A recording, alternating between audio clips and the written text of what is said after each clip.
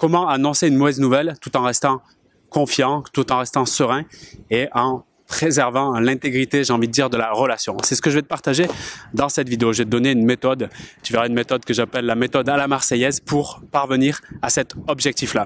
Avant de te partager cette information cruciale, je te rappelle que la formation Déjouer l'agressivité, celle qui te permet de découvrir la méthode gagnante pour communiquer efficacement avec les personnes dominante, les personnes grande gueule, sans te faire agresser, sans trembler. Cette formation est toujours disponible dans ses meilleures conditions là au moment où tu regardes cette vidéo, si c'est le dimanche. Regarde la description de cette vidéo pour y participer dès maintenant. Et si tu regardes la vidéo après sa diffusion, peut-être lundi, mardi ou plus tard, regarde toujours les conditions qui peuvent être intéressantes pour toi. Alors, on parlait dans cette vidéo de gérer au mieux une communication quand, par exemple, tu t'es engagé sur quelque chose et du coup, tu dois te rétracter et annoncer à la personne que finalement, ça va pas pouvoir se faire. Alors là, je te demande peut-être de penser à la dernière fois où c'est arrivé, où tu t'es retrouvé un peu en difficulté.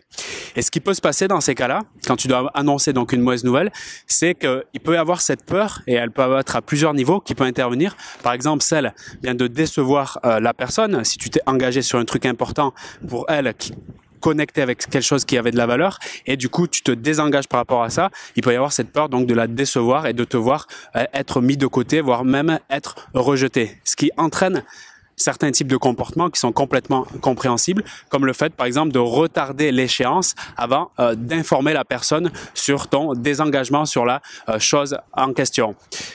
Pour exemple, ça peut m'arriver également dans ma vie personnelle, mais dans ma vie professionnelle récemment, donc j'avais organisé un événement, donc c'était une conférence atelier sur Montpellier. Et la dernière semaine, donc j'ai eu des soucis d'organisation, de logistique, ce qui m'a conduit à prendre la décision d'annuler cet événement.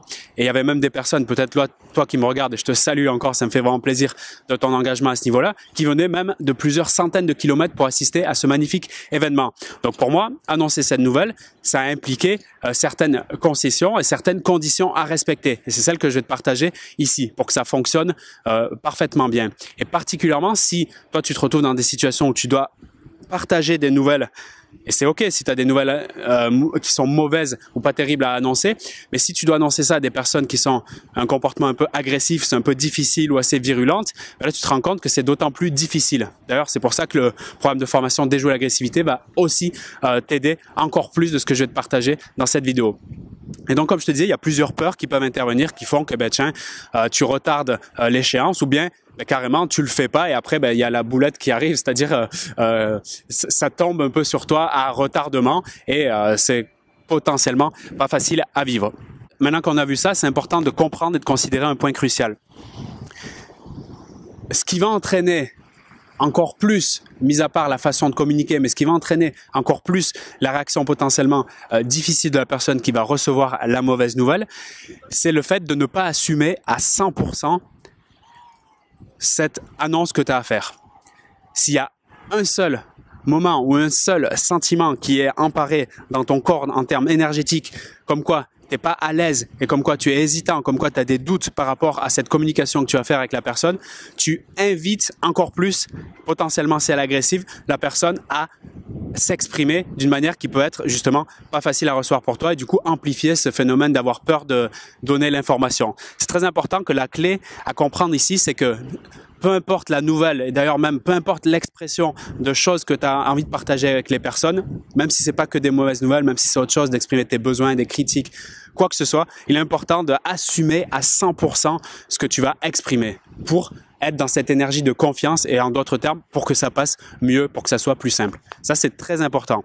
Maintenant, je vais te partager, moi, la solution que j'utilise un peu en méthode marseillaise. C'est moi qui la nomme comme ça. J'aime bien la région et puisque tu vas comprendre aussi pourquoi je te partage ça. C'est utiliser ce que j'appelle la méthode IAM. IAM, c'est un groupe de hip-hop, je sais même plus s'il existe encore, c'est un groupe de rap marseillais avec le légendaire Akhenaton, Freeman, etc. Et ce que j'aime bien dans la méthode IAM, c'est l'idée, en fait, et c'est important, c'est de respecter le contexte situationnel, ou dit d'une autre façon, de mettre la personne dans une position où elle est détendue, où elle est sereine, dans un contexte qui l'arrange, qui la met finalement dans un sentiment agréable, avant de passer à l'expression de cette mauvaise nouvelle. C'est la clé et c'est la base, c'est l'étape numéro 1. C'est le contexte behavioriste. Dans quelle ambiance la personne se sent le mieux. Et à partir de là, IAM, c'est ça, c'est l'idée d'être en tête-à-tête, de choisir. Donc on a dit, un contexte, ça peut être un lieu, peut-être un café qu'elle adore, peut-être ça peut être chez elle, peut-être ça peut être aussi le format à choisir, plutôt un message écrit, plutôt au téléphone. Déjà d'être conscient de dans quelle situation, dans quel contexte, dans quel climat cette personne se sent le mieux. C'est fondamental parce que rien que ça, le contexte va amener la facilité de compréhension et de réception du message de la personne. Si déjà tu respectes cette étape, c'est déjà énorme, même si après, en termes de communication, t'as pas le mot parfait au bon moment, mais rien que ça, c'est idéal. D'accord? Je peux même te donner un exemple. J'étais en CDI dans un travail super sympathique à Paris. Je travaillais dans un laboratoire pharmaceutique en tant que formateur commercial. Et ce que je faisais, ce qui m'arrivait, c'est que j'ai souhaité quitter cette entreprise. Donc en mars 2016, je savais que c'était pas un truc qui était facile par rapport à l'entreprise à laquelle je travaillais, de demander une rupture conventionnelle. Et c'était quelque chose de délicat à ma responsable à cette époque-là. Donc j'ai respecté cette méthode-là du faire cette annonce, parce que là, en fait, c'était une mauvaise nouvelle que j'annonçais à ma chef à ce moment-là, parce qu'elle avait beaucoup besoin de moi, il y avait un manque d'effectifs, etc. Et je sais que c'était pas facile à réaliser. En plus, j'avais une demande importante à faire. Donc, je me suis dit, je vais choisir le format IAM, c'est-à-dire en tête-à-tête. Pourquoi IAM? En fait, pour te donner la petite histoire, c'est que dans une de ses chansons, il chante « Je vais te prendre en tête-à-tête derrière les cyprès ». Bon, là, c'est pour une ambiance un peu bagarre. Moi, je l'ai choisi plus dans l'idée de... C'est en one-to-one que c'est beaucoup plus facile d'amener des informations, surtout quand c'est des informations comme ça, type mauvaise nouvelle. Parce que si tu le fais en public avec d'autres personnes et dans un contexte où il y a des personnes qui peuvent avoir un peu de leadership sur la personne que tu vas annoncer la mauvaise nouvelle et qu'elle n'est pas très à l'aise dans ce contexte-là avec d'autres personnes autour, si toi tu amènes cette information-là, tu risques forcément de pas optimiser tes chances que ça se passe bien. Donc, en tête-à-tête. 2, qui reste dans la première étape, dans un contexte qui l'arrange. Et là, par rapport à ma chef, ce que j'ai fait, je me suis dit, la plus grande erreur, ça serait de faire ça dans ses bureaux, tu vois. Moi, je l'avais appelé, j'ai dit au téléphone, j'ai un truc à te dire. Elle m'a dit, bah, ok, passe au bureau. Et après, la chose que j'ai faite, j'ai dit, non, je t'invite à me rejoindre dans tel établissement. C'était un bar. Et je lui ai proposé d'aller dans un endroit neutre. Alors, j'ai pas choisi son bureau volontairement comme elle aurait aimé, parce que c'était, justement, il y avait ses propres chefs à elle, il y avait une ambiance qui était particulière et je jugeais que c'était absolument pas le meilleur endroit pour annoncer ce type d'informations qui pourrait, elle, la mettre trop dans une posture de refus quelque part, et j'ai jugé que c'était plus intéressant de l'amener d'un endroit neutre par défaut, parce que j'ai pas eu un endroit où je savais qu'elle était pleinement à l'aise près des bureaux, parce que comme j'étais itinérant dans ma fonction, je travaillais pas sur un endroit sédentaire et donc dans ses bureaux. Moi, je connaissais que son bureau, donc je me suis dit, je vais l'amener d'un endroit neutre qui est pas trop loin de son bureau, parce qu'elle a besoin d'être au bureau. Moi, comme je te dis, j'étais mobile, donc je me suis rendu exactement à cet endroit-là, et comme l'endroit était neutre et positif, dans un sens où il y a quand même une bonne ambiance dans l'endroit, à ce moment-là, c'était plus facile pour passer l'information. Donc, tête à tête, et puis dans un format, idéalement, si possible, qui la met en confiance, où elle se sent détendue, où elle est à l'aise. OK? Et la deuxième chose, donc, c'est d'avoir, toujours dans la méthode marseillaise, utiliser la méthode que j'appelle droit au but. D'accord? C'est un petit clin d'œil à l'Olympique de Marseille, c'est-à-dire en communication, d'avoir une expression claire et directe. Et surtout, sans se justifier ou sans s'expliquer en préalable.